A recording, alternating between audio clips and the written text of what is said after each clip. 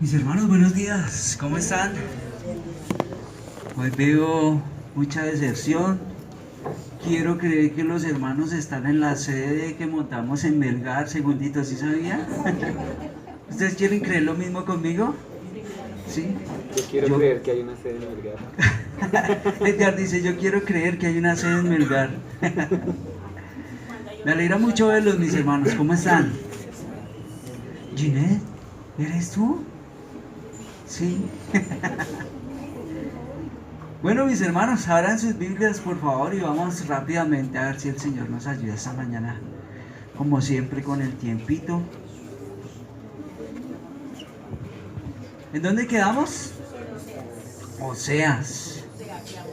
¿De casualidad hubo algún hermano que no vino hace 8 días? Varios. Y nos dejaron botados en el almuerzo, hermano, ni para qué le digo que fue el almuerzo. A propósito del almuerzo, ¿qué tal se sintieron? Sí, rico. Segundito, ¿qué tal? Desde que segundo quedé lleno, yo estoy tranquilo porque sé que la cosa fue bien. Mis hermanos, muchas gracias por su ayuda, por toda su colaboración, a todos los que se involucran de una u otra manera. Los hermanos que nos ayudan en logística saben que desde el jueves, desde el viernes se está haciendo una logística fuerte para todo eso. Así que muchas gracias a todos ustedes que se esfuerzan y que se esmeran. Y bueno, esperamos que un día de estos el Señor nos pueda bendecir y podamos comprar una bodega, una casa, no sé, a veces ya nos sentimos un poquito apretaditos aquí, ¿no? Estamos rogándole al Señor y por eso, mis hermanos, y bueno, el fin de todas esas actividades es precisamente eso. Así que ayúdenos a orar, por favor, en sus oraciones tengan ahí, Señor, regálanos ahí. Y si no va a ser ese el propósito del Señor y nos va a mantener aquí otro tiempo, bueno, aceptaremos también la buena voluntad del Señor, amén. Bueno, mis hermanos, entonces, ¿ya están? ¿En qué libro? Oseas. Algunos quizás hasta ahora se enteran que hay un libro que se llama Oseas, pero sí, hermanos, sí lo hay y pertenece al canon bíblico y son de los 66 libros. Muy bien, entonces vamos a empezar ¿con qué? Con la tarea. Leer. ¿Cuál era la tarea? ¿Recuerdan cuál era la tarea? Leer, pero aparte de leer, sí, pero aprenderse el orden de los profetas menores. A veces es un poquito, a veces cuando uno está aprendiendo los libros de la Biblia, uno llega a Génesis, Éxodo, Levítico. Y de ahí para adelante empieza uno a... Y los libros de los profetas menores a veces presentan alguna dificultad para aprendérselo. La cuestión es hacer el ejercicio de memoria para que lo podamos aprender. Alguno que no lo supiera y que hizo la tarea esta semana, porque yo sé que hay algunos que ya se lo sabían de toda la vida y de todos los años. ¿Hay alguna persona que no lo sabía y que esta semana dijo, voy a hacer la tarea y me los voy a aprender? No. Ok. O sea que todos se lo saben. Bueno, me gusta esa respuesta. Entonces será adedocracia. ¿Cómo empieza? Oseas, Joel, Amós, Abdías, Jonás, Miqueas, Nahum.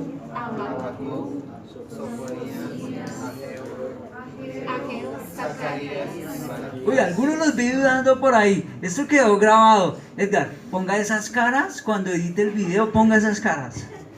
Otra vez. Oseas, Joel, Amós, Abdías, Jonás, Miqueas, Nahum, Habacuc.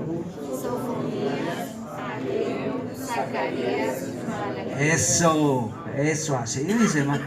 Muy juiciosos ustedes. Muy juiciosos. Eso. Hermano, No puede haber un creyente, hermano, que no se sepa los libros de la Biblia. No puede. El tal no existe. Si usted no se lo sabe, empiece a hacer el ejercicio.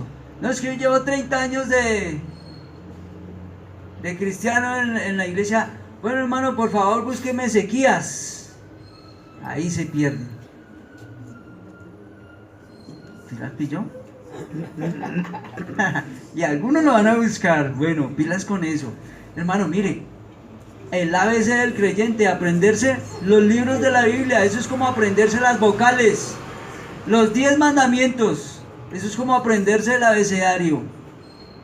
Hemos estado haciendo el ejercicio con eso. Bueno, ya que todos son muy juiciosos con la tarea, entonces pasemos a hacer el resumen rápido de lo que vimos hace 8 días. Importante, mis hermanos, muy importante. De pronto, hace 8 días algunos sintieron un poquito como fuerte, como mucha información, pero es muy importante que para que nosotros podamos entender los profetas menores, entendamos muy bien el contexto histórico. Muy bien el contexto histórico. Hay un gran peligro que yo veo hoy en algunos predicadores, y tengo que decir que no en predicadores serios de la escritura, que toman Oseas, toman los profetas menores, llámese cualquiera de los profetas menores, y de pronto apareció por ahí una promesa. Uy, esta promesa me gustó. Uy, que voy a poseer la tierra y que, uy, esa me gustó, la voy a subrayar. Promesa para mí del 2018. No, mi hermano, eso es ser irresponsable. Lo que nosotros tenemos que hacer es leer la escritura en su contexto. ¿Qué es lo que el Señor nos está comunicando? ¿Qué es lo que el Señor nos quiere decir? Y tenemos que revisar todo el contexto de lo que está rodeado esa promesa o ese texto o eso que esté ahí. Y esto demanda que hagamos un ejercicio serio. Demanda que hagamos un ejercicio aún como el que hemos empezado a hacer. Un ejercicio histórico para saber qué es lo que está pasando, en qué momento se está levantando la profecía o el profeta del Señor, más bien hablar en nombre del Señor, qué circunstancias se están rodeando todo el mensaje del Señor para que nosotros podamos entenderlo claramente. ¿Y por qué parece que el Señor manda unas cosas a veces como un poco extrañas? ¿Y qué es lo que quiere decir ahí? No nos detenemos sobre las cosas extrañas, nos detenemos sobre aquello que nos conviene, que nos gusta, ¿no? ¿Qué les parece a ustedes, por ejemplo, esta promesa? Voy a sacarla de contexto como para ir entrando en calor. A ver, esta promesa dice: con todo el número de los hijos de Israel será como la arena del mar, que no se puede medir ni contar, y en el lugar donde se les dijo, vosotros no sois mi pueblo, se les dirá, sois hijos del Dios viviente. ¿Dicen amén ustedes? Dios, amén, tomo esa palabra. Verso 11, se congregarán los hijos de Judá e Israel, nombrarán un solo jefe y se levantarán de la tierra, porque grande será el día de Jezreel, porque grande será su día, porque grandes serán los tiempos que están para venir sobre ustedes, porque el Señor les... ¿Y todos ustedes dicen? Amén. Bueno, hermano Héctor, bien.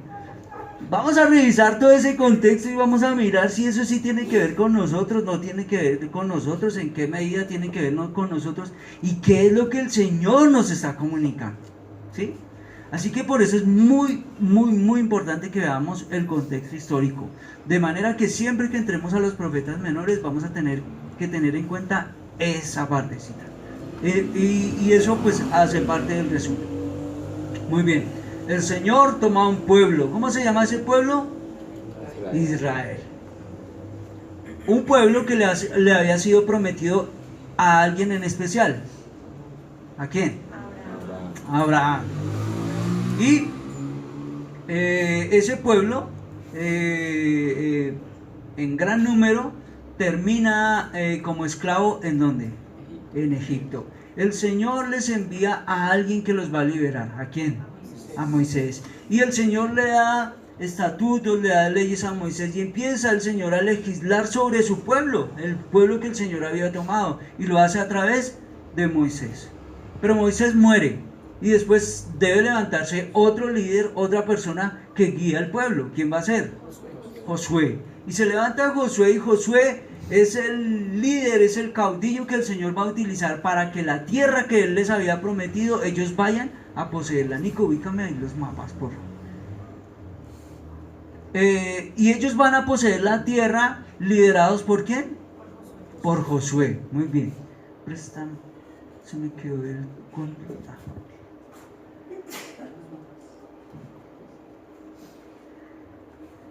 Van a poseer la tierra y quien va al frente de ellos, Nico, ese está bien. Esta tierra era la tierra que se le había prometido al pueblo de Israel. Y toda esta tierra la van a poseer, ya les digo, con alguien al frente que se llama Josué. Cuando ellos entran en la tierra, se reparten la tierra.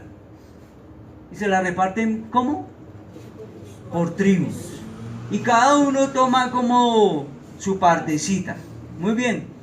Viene un problema con ello, y es que cuando cada uno toma su tierra y que cuando cada uno empieza a hacer como su parcelita, ¿cuál es el problema entre ellos?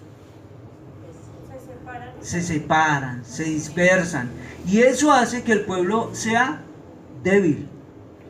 Recuerdan ustedes que hay un montón de enemigos, aunque ellos vienen y toman la tierra, hay un montón de enemigos que están alrededor, por aquí alrededor, y hay otros que han quedado dentro, y ellos siempre van a querer nuevamente recuperar la tierra, ¿sí? Como el pueblo está disperso, como el pueblo son como, digamos, unas baldosas puestas en diferentes lugares, no son un solo cuerpo, ellos empiezan a ser débiles en cuanto a todos esos enemigos que los están rodeando, y los empiezan a atacar, y entonces el Señor tiene que venir a auxiliar a su pueblo, y lo hace a través de unas personas. ¿Quiénes? Los jueces. El que más conocemos todos, Sansón. Muy bien. Y el Señor libera, el Señor libera al pueblo, el pueblo entra en un tiempo de paz, luego el pueblo otra vez se rebela contra el Señor, luego vienen los enemigos nuevamente, se apoderan de ellos, el pueblo sufre, nuevamente se arrepienten, viene el Señor, los salva, y así sucesivamente. Eso se convierte en un círculo vicioso. Muy bien, pero llega un día en que ellos dicen: ya no queremos jueces, queremos ser gobernados como son gobernadas las otras naciones. ¿Cómo son gobernadas las otras naciones? Por medio de los reyes. Entonces queremos un rey, y piden un rey como las otras naciones. Y el Señor, con su sentido del humor, ¿quieren uno como las otras naciones? Bueno, les voy a dar uno como las otras. ¿Cómo? Malo, que abuse de ustedes. Ese es el que ustedes querían, ¿no? Bueno, ahí les va. Y el Señor levanta reyes. ¿Quién es el primer rey? Saúl. El segundo rey, David. ¿Quién lo sucede? Salomón. Salomón es hijo de... Muy bien. Así que, a ver, volvamos aquí a repasar esto.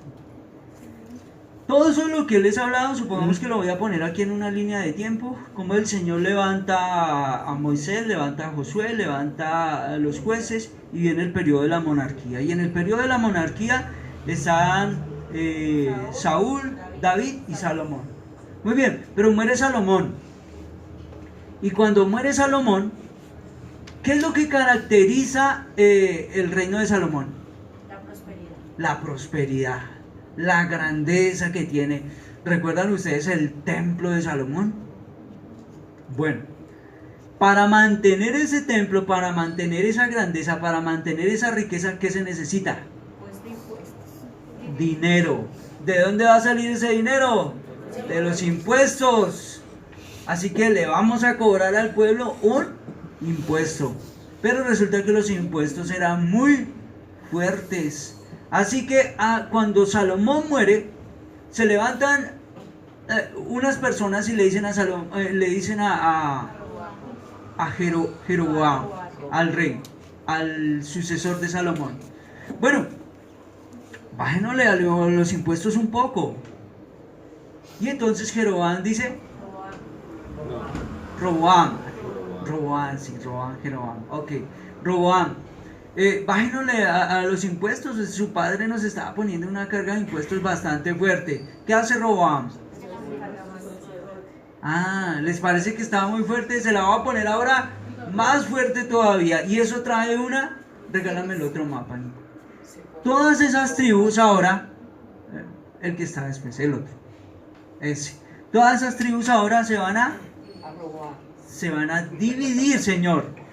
Y unos van a quedar con Roboam aquí en el sur, que se va a llamar el reino de Judá. Y otras tribus van a quedar aquí arriba, que se llamarán el reino del norte, que será Israel. Y estas son las personas que van a quedar con un rey que se llama Jeroboam. Así que el reino entonces se divide en dos: el norte y el sur. En el sur va a quedar Roboam y en el norte va a quedar Jeroboam. Muy bien. Y este señor hace una gran gracia. ¿Cuál? Como ellos van a quedar aquí arriba y él no quiere que ellos vengan a adorar aquí, ¿a qué lugar? Jerusalén, porque Jerusalén se había convertido en la capital del reino. Así que Jeroboam no quiere que estos vengan a adorar aquí. ¿Por qué razón? Se les pueden quedar aquí abajo. Un detalle que se me va. ¿Cuántas tribus hay aquí en el reino del sur? 2. ¿Y en el reino del norte? 10. ¿Voy muy rápido? ¿Está bien? ¿Está bien? Bueno. Así que Jeroboam hace una gran gracia. Les dice, no, ustedes no tienen que ir a adorar a Jerusalén. Tranquilo que yo les voy a hacer aquí un par de lugares para que ustedes vengan y adoren. Así que, ¿qué está haciendo este señor? ¿Qué está haciendo? ¿Qué está haciendo poniéndoles? Llevando al pueblo a la idolatría. Y este hombre hace que el pueblo desvíe su corazón del Señor. Así que aquí tenemos el reino del sur y el reino del norte. Y resulta que aquí empiezan a gobernar varios reyes. ¿Recuerdan cuántos reyes? 23. No. Gasto las 11 para que me diga. Ay, ¿quién dijo 20? Yo. Hola, yo pago. Yo también. 20. Se dijo 23, señor, lo escuché. Y aquí gobiernan otros. ¿Cuántos? 20. También otros 20. Muy bien. No, solo una, Paola. Bueno, y resulta que esas personas son una maravilla haciendo lo que el Señor les dice. No. ¿Sí? No. Hacen más bien todo lo que este Señor dice, más bien.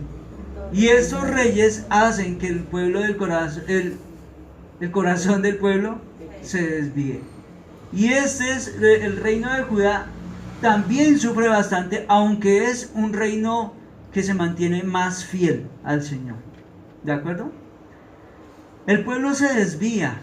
Así que cuando el pueblo se desvía, ¿qué necesitan? Los profetas. Guianza. ¿Y a quién va a mandar el Señor para que los guíe? Ahí es donde el Señor va a enviar a los profetas. No los vamos a ver en el orden como aparecen, digamos, históricamente, sino que los vamos a ver en el orden como la palabra nos los está presentando. Así que el primero que aparece ahí es Oseas. Vamos a tener que hablar de Oseas, pero antes de Oseas ya se han levantado otros profetas. ¿De acuerdo?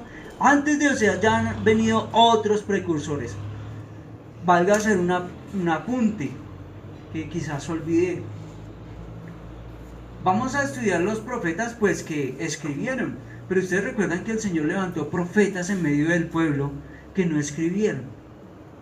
¿Sí? ¿Como quiénes? Recuerden.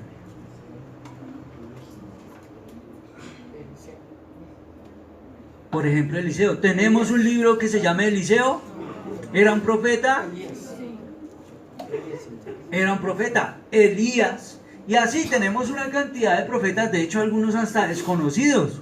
Algunos de los que no aparecen, uno o dos aparecen, no aparece el nombre. Un profeta desconocido que apareció en un momento y lleva una palabra de parte del Señor.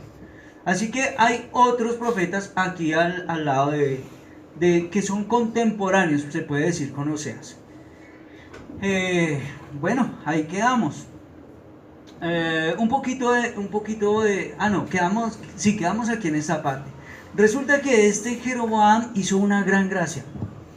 Cuando todo este pueblo quedó dividido en reinos, fueron atacados por los enemigos y llegaron a dividir al pueblo, llegaron a perder mucha tierra, y Jeroboam, por una promesa que el Señor le había hecho a través de un profeta. ¿Ustedes recuerdan qué profeta? ¿No recuerdan? Sí, Jeroboam. Otro. Uno que conocemos mucho. El del pez. Jonás. El Señor le da el Señor le da envía al profeta Jonás y le dice a Jeroboam que él va a recuperar la tierra. Y él va a poner nuevamente los límites casi como estuvieron en el tiempo de David. Así que Jeroboam vuelve a tener la tierra y va a ser un hombre muy conocido. ¿Qué creen que va a pasar con el reino de Jeroboam? Si él es grandemente conocido, es muy respetado, ¿cómo estará la tierra? ¿Cómo estará este reino? Dígalo. Próspero. Y el reino empieza a prosperar y empiezan a tener mucho y empiezan a tener un gran nombre. Bueno, cuando ellos empiezan a tener un gran nombre, también vienen al lado otras situaciones, porque en medio de esa gran prosperidad, en medio de esa gran opulencia, el Señor levanta a un profeta, pero este profeta no está tan contento. ¿Cuántos se sentirían contentos en una tierra próspera y bendecida? Amén. Donde se acabe la injusticia, donde todo lo que nos ha prometido se haga realidad y todos decimos, bueno, ahí estaba Oseas en medio de un tiempo próspero, pero hay una tristeza en el corazón del profeta Oseas. ¿Por qué? Porque toda la riqueza lleva al pecado. Porque toda la riqueza, ¿qué dime? Lleva también al pecado. Porque la riqueza lleva al pecado. ¿Por qué? Porque se olvidan del Señor. Y ahí quedamos hace 8 días haciendo esa aplicación. Los tiempos de prosperidad, hermano, muchas veces hacen que el pueblo se aparte de su Señor. ¿Por qué? Porque ellos empiezan a poner sus ojos en lo material, en la riqueza. Nosotros podemos, nosotros tenemos. ¿Para qué Dios? ¿Sí o no? ¿Para qué necesitamos a Dios si tenemos todo lo que nosotros queremos? ¿Quieren ver ustedes algo de la prosperidad de Israel, no? Oseas 8, están en Oseas, ¿cierto? ¿Ya lo encontraron? Si tuvieron 20 minutos para buscar. Oseas 8:14. Miren lo que pasaba en medio del pueblo, hermano.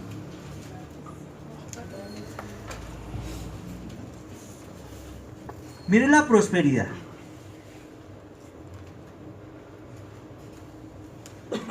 Dice así, Oseas 8:14. Olvidó pues ¿quién? Después vamos a llegar, algún día vamos a llegar al capítulo 8. Pero solo quiero ponerlos en contexto. Olvidó pues Israel a su hacedor. ¿Y qué dice? Y edificó templos. Note lo siguiente. Judá multiplicó sus ciudades. Toda esta gente de acá, vuelvo a decirlo, todo este reino estaba siendo atacado y estaba siendo siempre invadido por sus demás enemigos. ¿Y qué tiempo era el que estaban pasando bajo las órdenes de Jeroboam? A propósito, Daniel, para que siga haciendo la lista de sus hijos. Roboam, Jeroboam. ¿Ya? ¿Se acuerda? De las que hablamos, Félix, Festo, hermano. Pues no diga. Judá multiplicó sus ciudades fortificadas, mas yo mandaré a sus ciudades fuego que consumirá sus palacios. Luego vamos a hablar de eso. Pero ¿qué tiempo estaba pasando la ciudad? Las ciudades. Es como si en Bogotá apareciera... Hermano, no me haga detener. Y empieza a hacer grandes construcciones y empieza todo el mundo a tener trabajo y empieza todo el mundo a ser prosperado y Bogotá empieza a ser conocida como... Ush, ¿ya? Ustedes saben. No voy a hablar de eso. Pero hay una cosa muy importante. Resulta que los que tenían grandes riquezas se sentían muy libres. Se sentían tan libres que sentían la libertad de oprimir a quien cree. Sí, a los huérfanos, a las viudas, a los que no tenían. Así que al lado de la gran opulencia que la ciudad estaba viviendo, que todas las ciudades estaban viviendo, también se fue levantando una pobreza terrible. Y lo hacían por medio de medios deshonestos. ¿Dónde he visto yo eso? ¿Dónde? Los fuertes se aprovechaban de los débiles.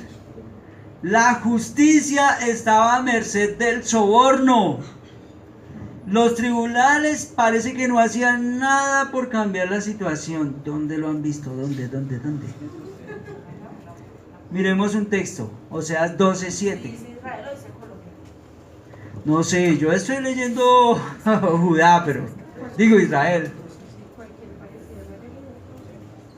Sí, María, cualquier parecido con la realidad es pura coincidencia. Mire cómo era que esta gente prosperaba. 12:7, ¿quién lo tiene? ¿Quién lo quiere leer? Fuerte, porfa. ¿José lo quiere leer? Duro, mi hermano. Mercader que tiene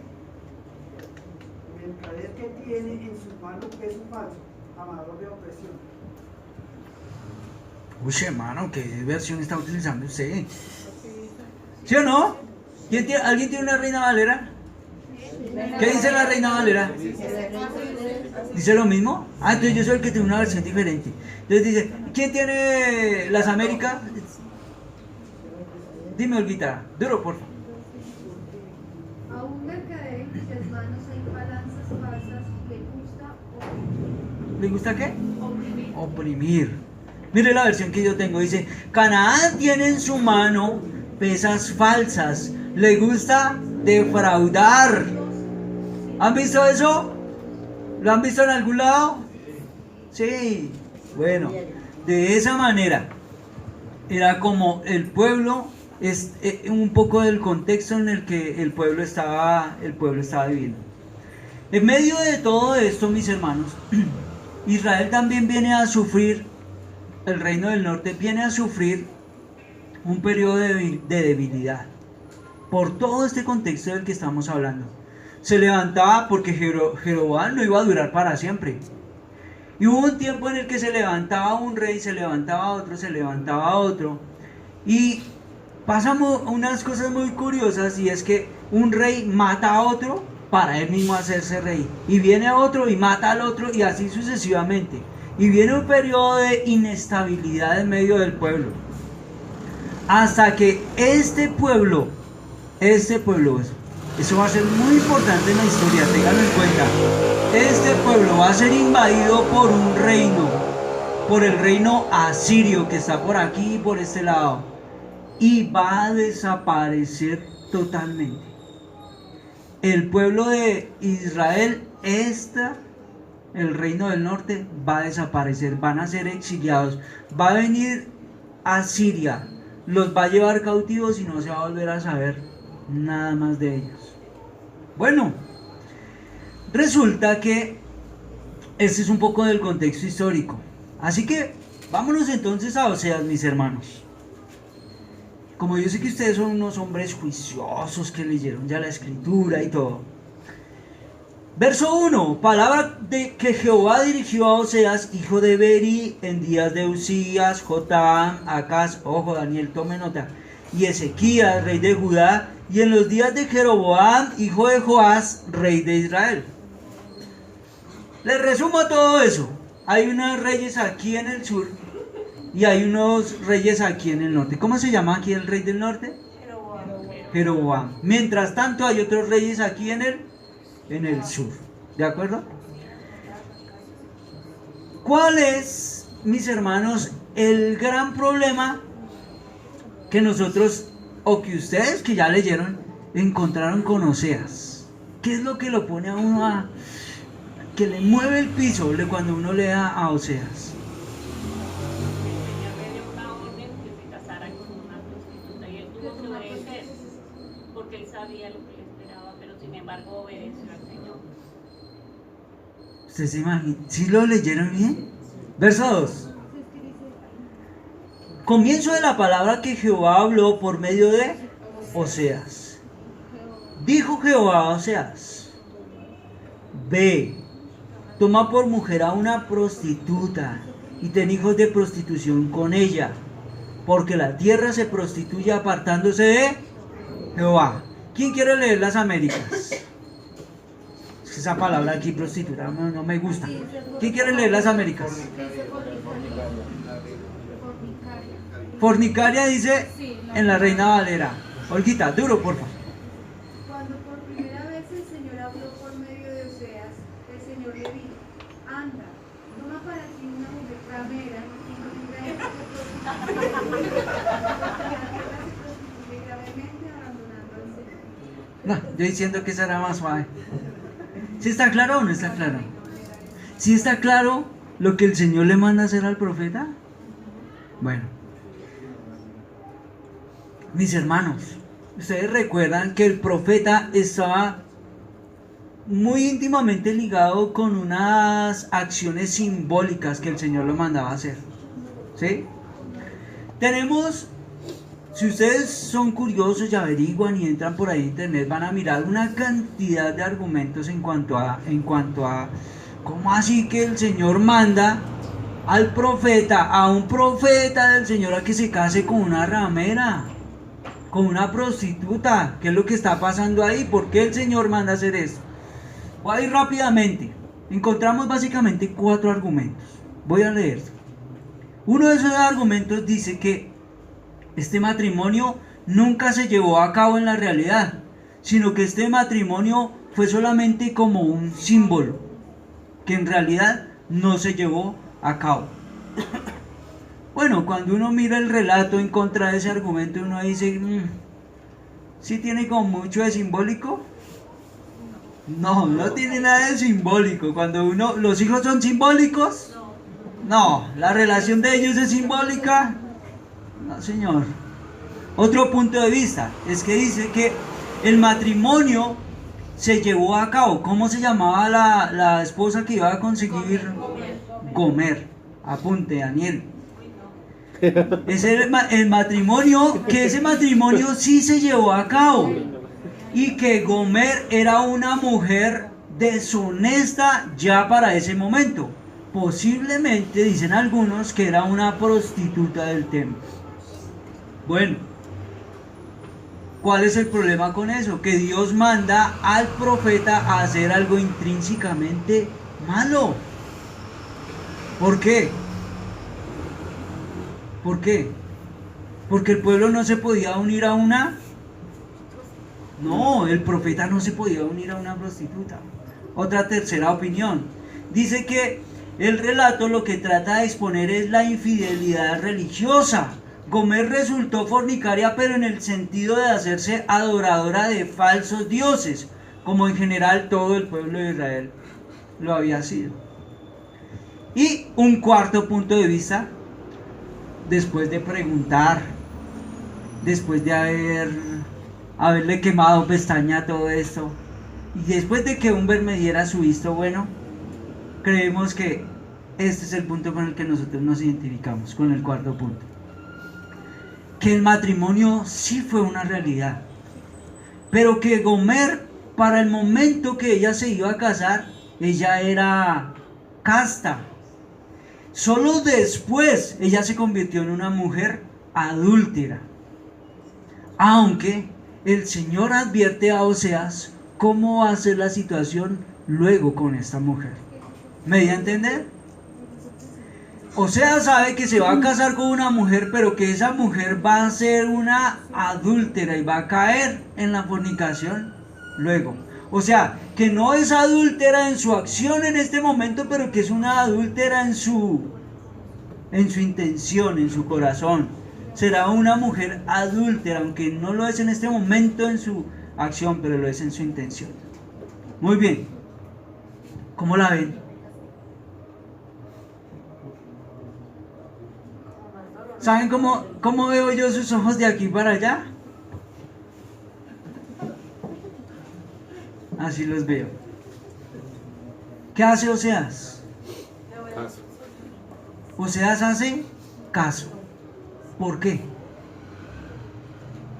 Porque Dios, Porque él está sujeto a la voluntad de Dios. Sí. ¿Qué nos dice la acción del profeta? Que es un profeta del Señor. Que está dispuesto a hacer la voluntad ¿de quién? De Dios. Era una persona madura. ¿Sabe que quien le está hablando es quién? El Señor. ¿Sabe que quien le está dando la orden es quién? El Señor. Y Oseas tiene algo muy claro en cómo, más bien, que es el Señor el que le está hablando y que él debe llevar a cabo esa acción como el Señor le ha dicho que él debe realizarla. Y vamos a notar entonces aquí, mis hermanos, un paralelismo muy interesante. El modo como Gomer se comporta con Oseas y el modo como el pueblo de Israel se ha comportado con ¿quién? Con Dios, con el Señor. Pero Oseas también tiene algo claro en su mente y es lo que yo les acabé de leer a ustedes como una gran bendición, y es el verso 10 y el verso 11. Oseas también tiene claro cómo va a ser el futuro de esta nación. Sabe lo que está pasando en este momento, conoce todo el contexto de lo que está pasando en este momento, pero también entiende lo que el Señor le está diciendo a su pueblo para un futuro. ¿Me va a entender? Muy interesante que en medio de todo eso, el Señor, en medio de toda esta opulencia, el Señor mande a Oseas. ¿Cuál es la misión entonces de Oseas? Ya ahorita lo vamos a ver. ¿Cuál es la misión del profeta?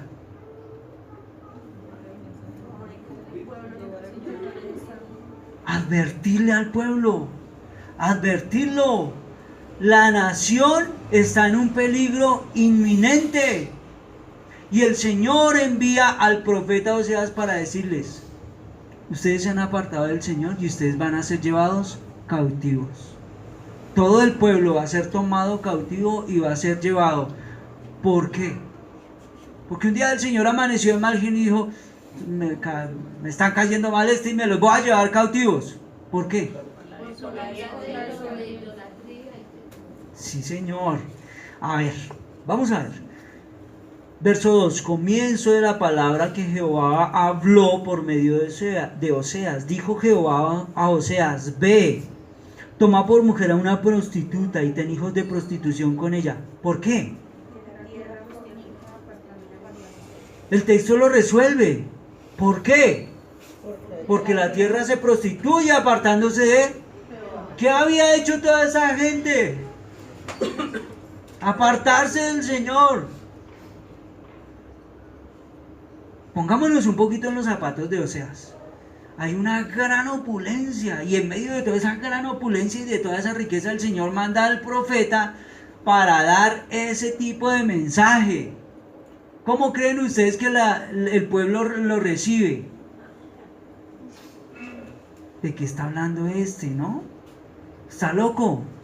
Mire, es que no se da cuenta cómo estamos prosperando. Es que no se está dando cuenta de toda la tierra que ahora nosotros tenemos, y usted nos viene a decir que el Señor nos va a castigar, que Dios nos va a castigar. Eso es lo que el pueblo está pensando. No era fácil para Oseas comunicar el mensaje.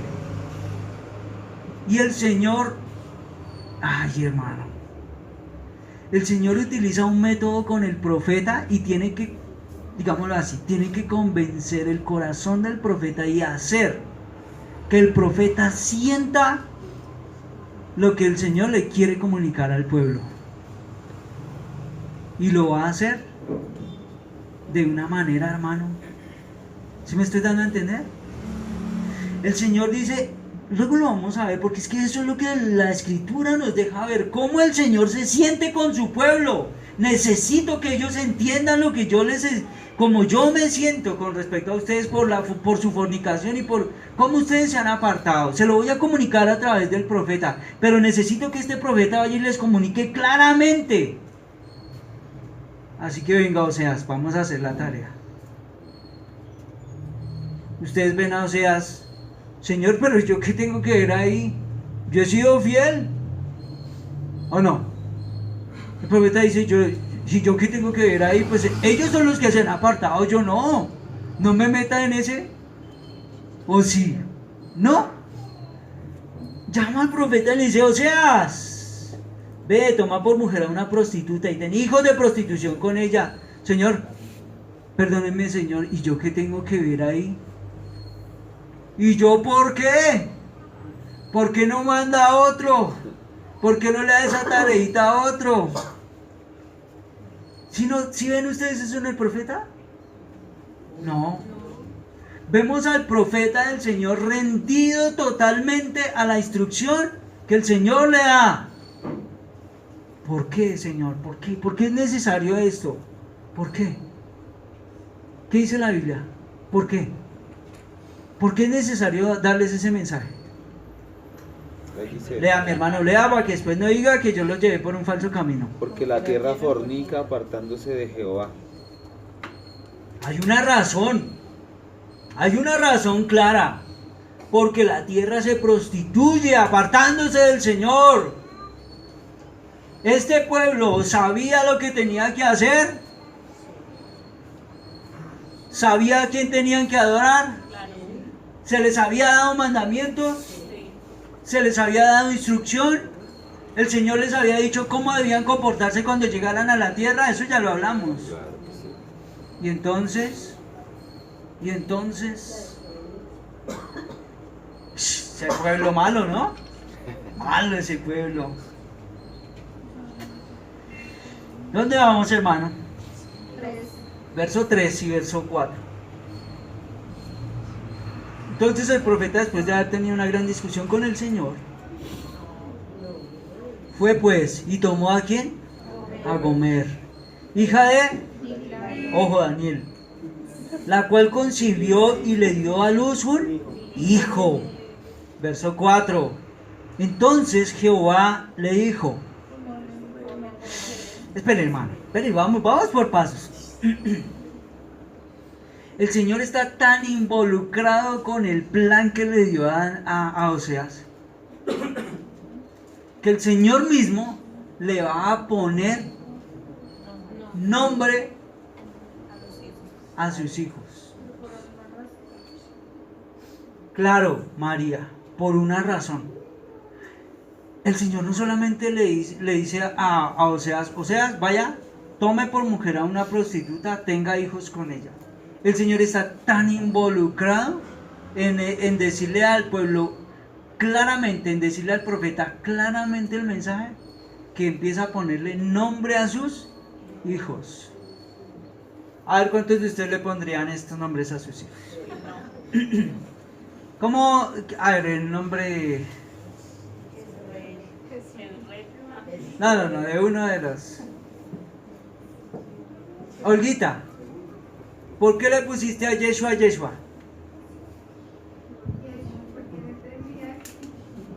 No, te estoy juzgando por eso, no te estoy juzgando por eso. ¿Cuál era tu intención al llamarlo así?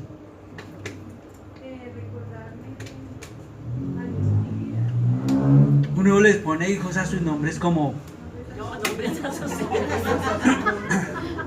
¿Qué dije? ¿Dije una cosa rara?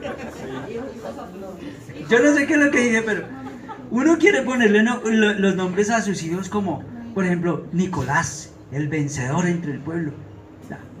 O sea, así es, hermano. Juan, el ungido de Dios. Ninguno le pondría a Caín, ¿no? José, ¿qué significa José? El enviado de Dios. Ay, lo ponché. El que trae la bendición. Ese tipo de nombre, ¿sí o no? Los otros nombres son para los perritos. José. Los otros nombres son para los perritos. Sí. Dime, ¿ibas a decir algo? Sí, que en el Antiguo Testamento el nombre definía la misión que ya la persona iba a representar. La partícula él significaba Dios. Entonces, por decir algo, Rafael, medicina de Dios, Gabriel, mensajero de Dios. O sea, cada nombre significaba, ya estaba marcada como el designio de la persona. Tenía que ver mucho con su carácter y toda la cosa. Bueno, Daniel, hermano. Dice el Señor, verso 4, ponle por nombre Jezreel. Señor, pongámonos en los zapatos de Oseas. ¿Cuál sería la pregunta de Wilmer? Si el Señor le dice, póngale Jezreel. ¿Qué dice Wilmer? Claro, ¿por qué? O sea, Señor, ¿por qué debo ponerle Jezreel? Fácil. Porque dentro de poco castigaré a la casa de Jehú a causa de la sangre derramada en Jezreel y haré cesar el reinado de la casa de... Eso va a significar ese nombre. Bueno, no quiero embolatarlos con tanto contexto ahí como... Pero la idea es esta. Ponle por nombre Jezreel porque dentro de poco castigaré a la casa de Jehú. Se está refiriendo, Jehú viene siendo el abuelo. Porque si no me confundo. Aquí está Jehú. Jehú tiene un hijo, tiene un nieto y aquí aparece Jeroboam 2, que es el momento de Oseas. Jeroboam 2. Ese viene a ser como el bisnieto. Perdón si yo los confundí y dije que era en tiempo de este. No, nunca, no dije eso. Bueno, el Jeroboam que aparece aquí en Oseas, ese viene a ser este Jeroboam, viene a ser el Jeroboam segundo, como el bisnieto, tataranieto de este, del que dividió el reino. Muy bien, entonces el Señor dice, póngale a su hijo Jezreel, porque yo voy a castigar la casa de Jehú. ¿A qué está haciendo referencia? ¿A que va a castigar a? Sí, va a castigar a toda la casa de Israel. O sea, ahí aplicar la que hizo él. Ahí en Segunda de Reyes. Sí, señor. ¿Tiene el texto? Sí. Léamelo rápido, mi hermano, por favor. Sí, mató entonces Jehú a todos los que habían quedado en la casa de Acab en Jezreel, y a todos sus príncipes y a todos sus familiares y a sus sacerdotes hasta que no quedó ninguno. Sí, señor. El Señor iba a vengar todo eso. Y el Señor, ustedes se imaginan a Jezreelito caminando por la casa, y mientras él va caminando por la casa, Oseas lo ve, ¿y de qué se acuerda? Que Dios va a castigar al pueblo. Ahí va este muchacho aprendiendo a caminar. Y lo que cada vez que lo veo a los ojos, lo que me acuerdo es que el Señor me dijo que el Señor va a castigar a Israel. ¿Qué les parece a ustedes eso? Ustedes ven a su hijo y de lo que se acuerdan es de una promesa que el Señor les ha dicho, voy a castigarlo, ¿se acuerdan? Ay, hermano. Verso 5, tocó correr. Aquel día, dice, bueno, verso 4, ponle por nombre Jezreel porque dentro de poco castigaré a la casa de Jehú a causa de la sangre derramada en Jezreel y haré cesar el reinado de la casa de Israel. Aquel día quebraré el arco de Israel en el valle de Jezreel. ¿Qué era lo que pasaba? Recuerdan que toda esta gente estaba en un periodo digámoslo así, de una fuerza militar fuerte. Y viene el Señor y le dice, aquel día yo voy a quebrantar el arco de Israel. Pero si nosotros somos fuertes, nosotros tenemos un gran ejército. ¿Y qué le dice el Señor? Voy a quebrar su ejército. esa fuerza en la que ustedes creen que pueden confiar, yo la voy a quebrar. Yo los voy a castigar. ¿Sí o no? Ustedes confían en sus fuerzas, le dice el Señor, eso no les va a servir de nada. Ustedes creen que tienen un gran poderío, no, ustedes, eso no les va a servir de nada, porque hay una sentencia sobre ustedes y los voy a castigar. Luego nos vamos a dar cuenta, este pueblo, mis hermanos, este pueblo, con todo lo que tenía, con toda su grandeza, con todo su poderío, va a ser conquistado por el reino asirio que está por aquí, y los va a esparcir y los va a dejar en nada. Nunca más se va a volver a saber de ellos. Nunca más. ¿Y por qué? ¿Por qué fue que fue? Verso 2. Verso 2. Por la infidelidad del pueblo. Por la infidelidad del pueblo de Israel. Si este pueblo se hubiera permanecido fiel al Señor, el Señor les había dado promesas. Si ustedes permanecen fieles. ¿Cómo lo ven? Verso 7. Triste. Dice Edgar, muy triste. 6. Verso 6. 6. Bueno, concibió Gomer otra vez y dio a luz ahora es una hija, la parejita. Dijo Dios a Oseas, sí, ya le di un hijo y dejemos ya la situación ahí. Ahí quedó lo que yo tenía por decirle. Viene la hija. Consiguió Gomer otra vez y dio a luz una hija. Y dijo Dios a Oseas. Nuevamente, ¿dijo quién? Dios. ¿A quién? Al profeta. Bueno, ponle por nombre Lo-Ruama. ¿Cuánto le pondrían a ustedes a sus hijos Lo-Ruama? Rihanna, dice Daniel. Bueno, ¿y por qué? ¿Por qué le debo llamar Lo-Ruama?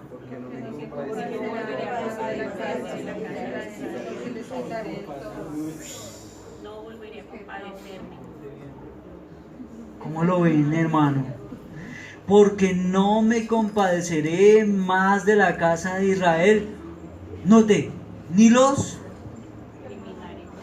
perdonaré. ¿Sí dice eso? No los eliminaré por completo. No los eliminaré por completo. Ustedes tienen unas versiones todas raras. Me quedo con la mía. Pero de la... ni los perdonaré. Ahora, Jezreel ya está caminando. Y cuando Oseas lo ve, ¿de qué se acuerda? El Señor va a castigar a Israel. Ahora tiene a una muchachita caminando por la casa. Y cada vez que vea los ojos de su hija, ¿de qué se acuerda? Terrible, ¿no? El Señor les dice, porque no me compadeceré de la casa de Israel, ni los perdonaré. ¿Se acuerdan lo que yo les dije? Bueno, sigue fiel. Ay, hermano, algún día el Señor nos dé el tiempo, hermano, para que hablemos de los atributos del Señor. Uno de los atributos del Señor es la inmutabilidad de Dios. ¿Qué significa la inmutabilidad de Dios? ¿Les gusta eso? ¿O no? Sí. ¿O no les gusta ese? Claro. ¡Claro! A ver, Edgar, ¿qué se acuerda de la inmutabilidad de Dios? Es que Dios no cambia lo que Él dice, lo cumple, que Él no se arrepiente de lo que dice. No es hijo de hombre. ¿Sí está claro o no está claro? ¿Señor? Bueno para el fiel, malo para el pecador. O sea, ahí está el punto, porque Dios no cambia y si hay castigo, hay castigo. Y si hay salvación, hay salvación. Ah, con que el atributo tiene una doble... ¿Es una moneda? Porque el Señor va a ser fiel a sus promesas, mis hermanos. Sí. Porque el Señor va a cumplir lo que dijo. Sí. Porque es fiel. Porque permanece. Porque es el Dios de verdad. Así que cuando el Señor da una sentencia y da una amenaza, ¿se cumple o no? Si el Señor dijo, los castigaré, los castigaré. No hay castigo, no queda. No hay No, hermano, no va a repetir eso que dijo Edgar. Hermano, si el Señor promete, lo va a cumplir. Si le dio una gran promesa a Abraham, ¿qué va a hacer con esa gran promesa a Abraham? ¿Se la va a cumplir? Sí, y cuando le promete al pueblo que lo va a castigar, ¿se lo va a cumplir? Porque Dios no cambia, porque Dios es fiel, porque Dios no miente. Esa es la inmutabilidad de Dios. Uy, ya cogió otro sabor. Ya cogió otro sabor el atributo del Señor. Cuando yo me acerco al Señor y digo, Él no cambia. Amén, y todos lo recibimos, Él no cambia. Pero en sus sentencias tampoco va a cambiar. En sus juicios tampoco va a cambiar.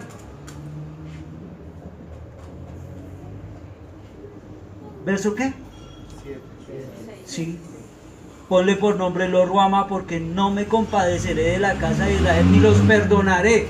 No sabemos cuánto tiempo tenía Jezreel. No sabíamos cuánto tiempo ha pasado. Pero de pronto pasan, no sé, algunos meses y Oseas dice, él podría pensar, Oseas, no. Bueno, el Señor ya como que se olvidó. No, el Señor no se ha olvidado del asunto. ¿Se acuerda que yo le dije? No me he olvidado. Pasarán los meses, pasarán los días, los años. No me he olvidado de lo que les prometí. ¿Y si les prometí un castigo? ¿Qué le promete el Señor a aquel que pisotea la sangre de Cristo? ¿Qué? Que no tomará por inocente al tal. ¿Qué le promete el Señor al que desprecia a Cristo?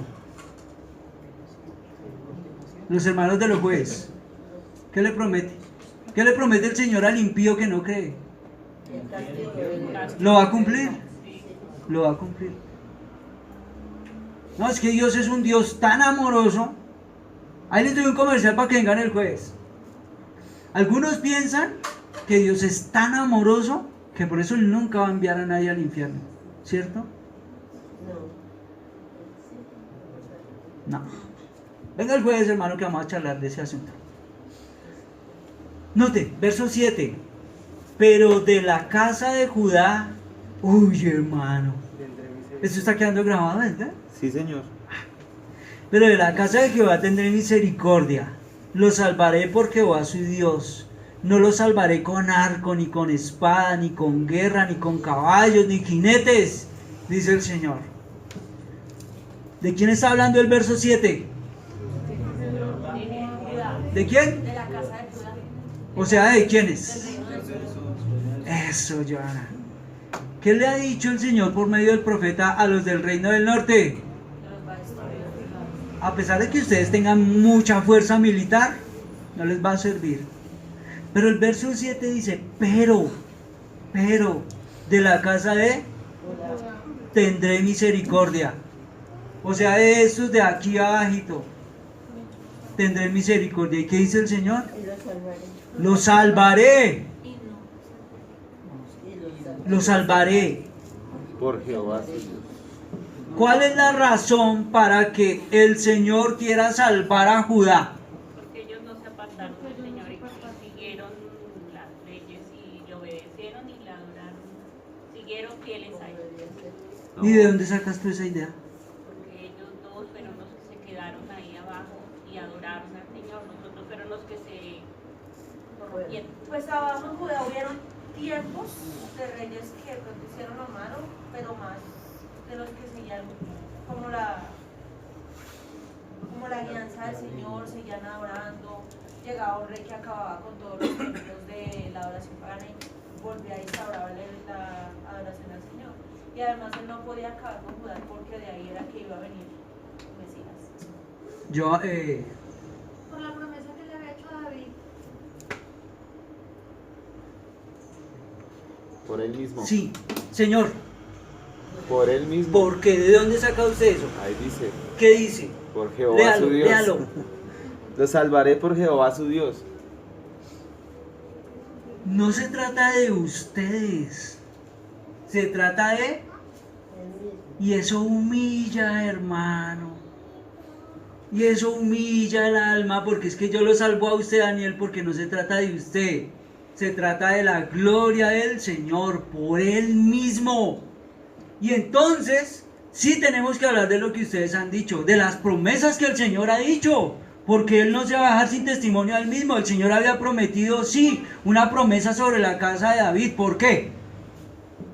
De ahí vendría ¿Por de qué? ahí- Porque de ahí nacería su redentor, su Sí, salvador. pero ¿por qué? Por él mismo. Sí, por la gloria de Él. No es porque haya algo en el pueblo. ¿Sí lo nota? Mire, el texto lo dice. El texto lo está diciendo. Lo salvaré por Jehová su Dios, por mí, por mi gloria. No lo salvaré con arco, ni con espada, ni con guerra, ni con caballos, ni con jinetes. Estas personas de aquí abajo podían estar seguras que el Señor los iba a salvar. No porque tuvieran un poderío militar, sino porque Por él mismo. por la gloria del Señor mismo. Aunque, luego lo vamos a ver, este pueblo también va a salir cautivo. A propósito, ¿por cuánto tiempo va a salir cautivo? Por 70 años. Pero después de los 70 años, el Señor los traerá nuevamente. Estos saldrán cautivos, y cuando volverán, nunca más se volverá a saber de ellos. ¿Qué tal? Eso humilla, hermano, eso humilla, pero yo solo les estoy diciendo lo que dice la Biblia. Verso 8. Bueno, ya listo, ya se acabó el tema. Después de haber destetado a Lo Ruama, Gomer concibió y dio a luz un otro hijo. Y dijo, Dios, llámalo Lo a mí. Y nuevamente la pregunta, Señor, ¿y por qué lo va a poner así? ¿Por qué? Ni yo seré vuestro Porque ustedes no son. mi pueblo, ni yo seré. Sí. ¿Cómo les parece eso? Terrible, ¿no? Israel fue privado de todos los privilegios, pero note, hermano, Israel no fue arrojado así repentinamente. No, ellos no fueron así. Dios trató con ellos con longanimidad. Nosotros hemos encontrado ese texto por ahí en la Biblia. ¿Sí me va a entender? Con longanimidad, con la largura de ánimo, con la paciencia del Señor, hasta que estos personajes se hicieron incurables. No fue que el Señor un día dijo, bueno, listo, ya los voy. No, el Señor siempre estuvo tratando con ellos.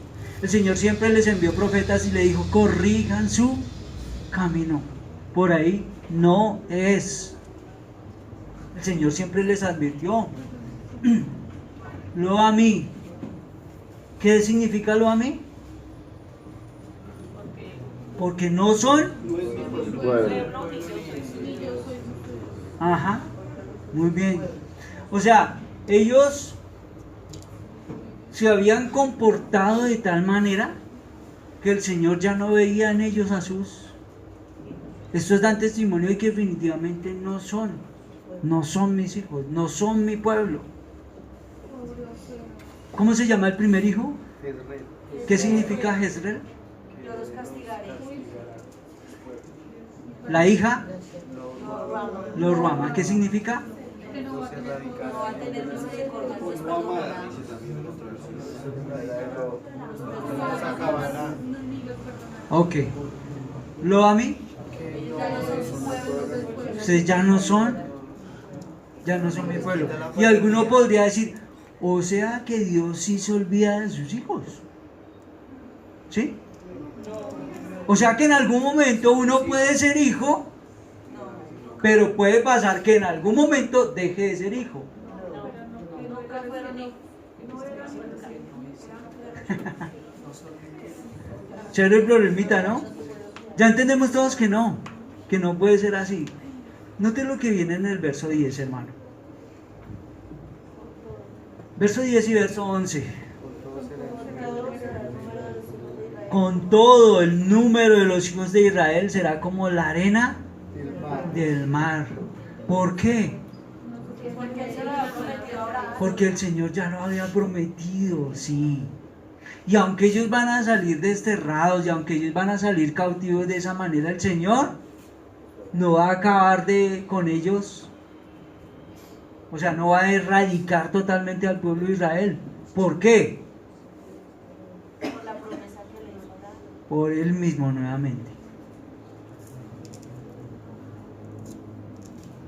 Que no se puede medir ni contar. Y en el lugar donde se les dijo, vosotros no sois mi pueblo, se les dirá, sois hijos de Dios. Ah, ¿se dan cuenta que Dios sí se arrepiente?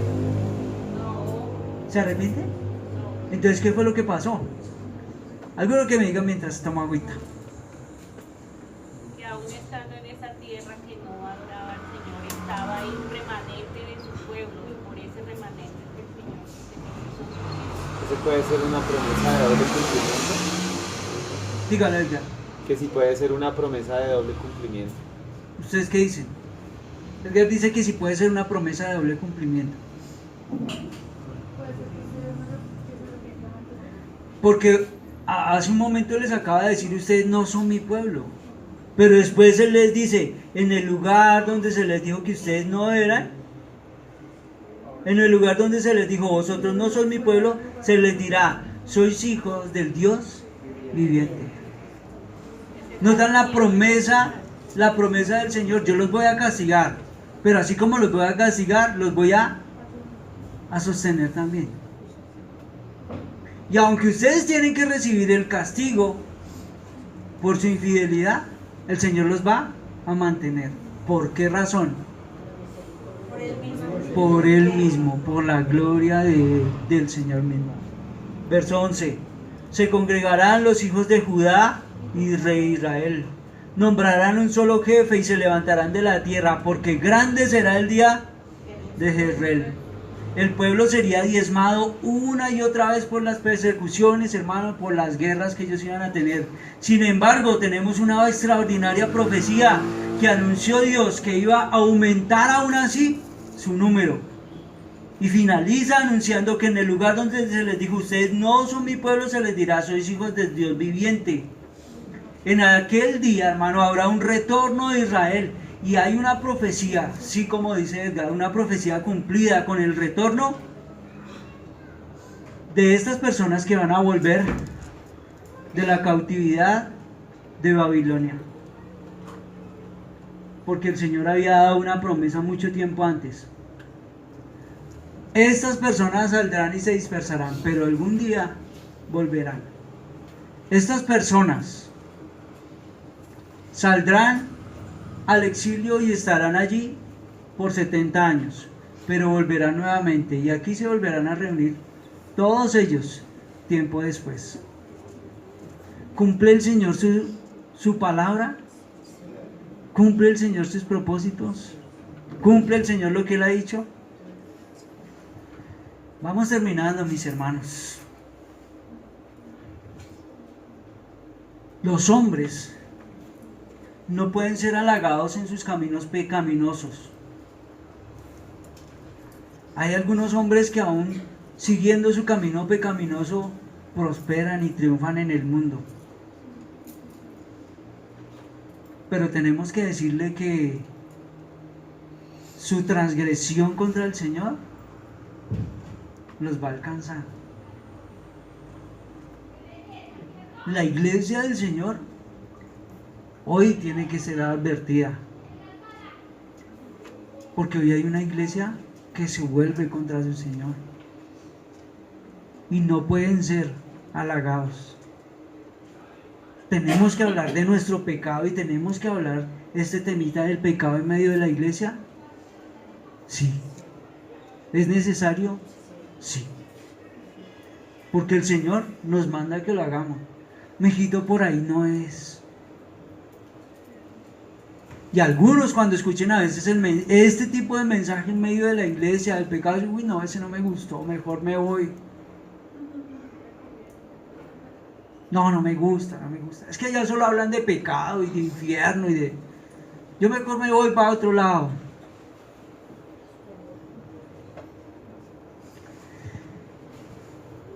Sin duda, hermano, el Señor tiene buenas razones para mandar tal cosa al profeta. Note, ese se conformaría en un cuadro efectivo de la inmerecida bondad y paciencia inagotable del Señor y de la perversidad e ingratitud de Israel. Nosotros nos quebrantamos a veces cuando vemos la perversidad de otros, ¿no? Vemos el pecado de otros y nos escandalizamos, nos agotamos con la perversidad de los demás. Pero ¿sabe qué? Esa perversidad de los demás es solo la mitad de la de nosotros. Probamos a veces la paciencia del Señor, contristamos al Espíritu del Señor nosotros. Pero eso sí, estamos dispuestos a juzgar rápidamente el pecado de los demás. Nuestra salvación se debe a qué, mi hermano, a que usted y yo somos buena gente. Ayer estábamos hablando con los hermanos en Romanos. ¿Ustedes recuerdan, los hermanos de Romanos, en qué tiempo fue que el Señor nos salva? En el tiempo preciso, cuando éramos débiles, cuando éramos unos incapaces, cuando éramos unos impíos. Se lo recomiendo, hermano, que lo lea. Romanos 5. Lea todo él. El Señor no viene, Diego, por esa novia hermosa, ataviada, virgen, espectacular mujer. El Señor viene y se acerca a nosotros y nos toma y nos llama como esposa, nos hace su novia. No porque nosotros seamos unas grandes bellezas, unos impíos, unos rebeldes, es lo que nosotros éramos delante del Señor.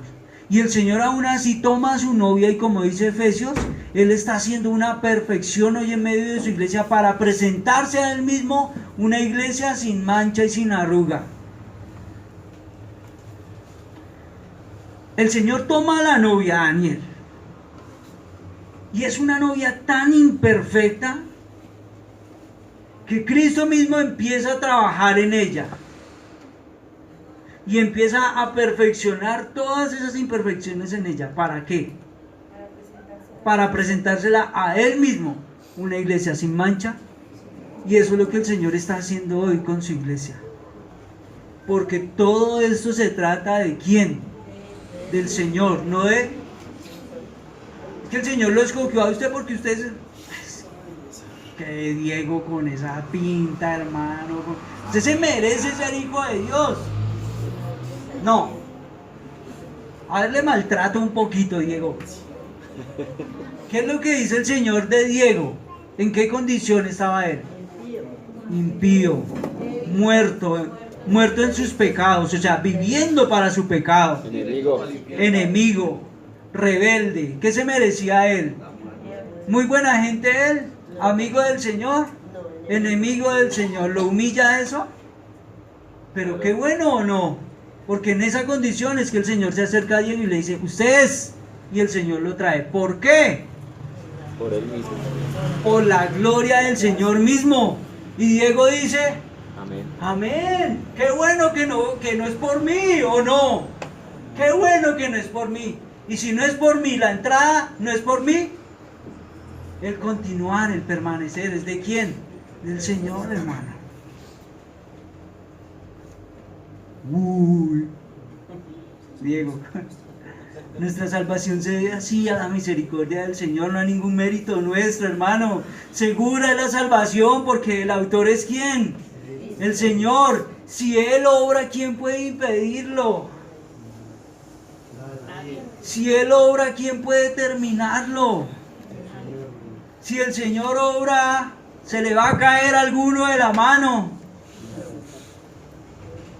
Sí, hermano, en realidad es sencillo. Noten que aún en medio de ese mensaje que el Señor le da al pueblo a través de Oseas, la misericordia es recordada aún en medio de la ira. Su rechazo no será un rechazo total, tampoco será un rechazo definitivo. La mano que se estiró para herir también se levantará para sanar, para traer. ¿No les alegran todas esas promesas? Porque tienen que ver con nosotros también. Sí, hermano, el tiempo aquí es... ¿Algunos de ustedes han tenido un amigo que los ha traicionado? Levante la mano. Levante la mano. ¿Han tenido un amigo que los ha traicionado?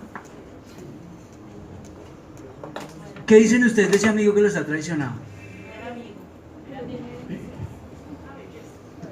Aparentó ser amigo. Instrumento del Señor. Ah, Diego, que es más noble, dice un instrumento del Señor que lo llama. En la buena.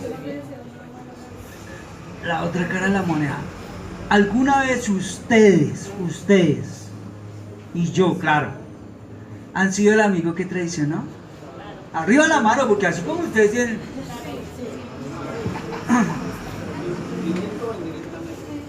Choperro. Sí, directamente o indirectamente. Algunos se pueden ver traicionados, pero es que yo nunca le prometí eso, usted lo asumió, pero yo nunca prometí. Pero sí. Nosotros no hemos sido solo los amigos traicionados, sino que nosotros hemos traicionado también. Ay, hermano. Nosotros desde aquí decimos, uy, Pedro, sí, ¿no? Pedro, hermano, comiendo con el Señor, andando con el Señor, y este se atreve a negarlo. ¿Han dicho ustedes eso de Pedro? ¿O no? Judas, ese es peor.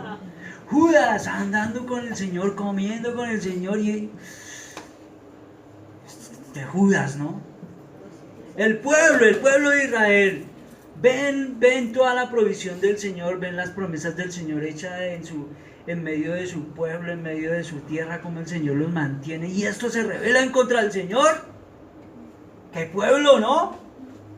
¡Qué Pedro! ¡Qué Judas! ¡Qué pueblo! ¿Y nosotros?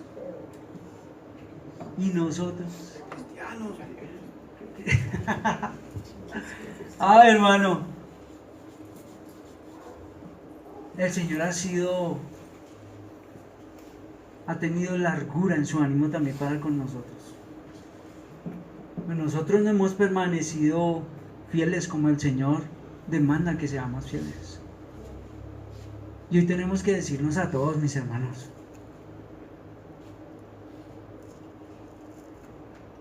si usted sabe que por ahí no es, lo mejor que le puedo decir esta mañana es: corrija su camino.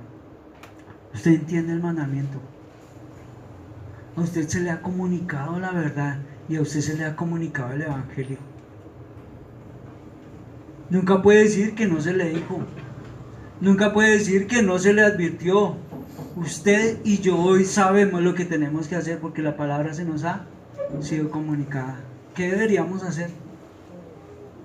Dejar de mirar a Pedro, dejar de señalar a Judas, dejar de señalar al pueblo y decir: Señor, la cuestión es conmigo.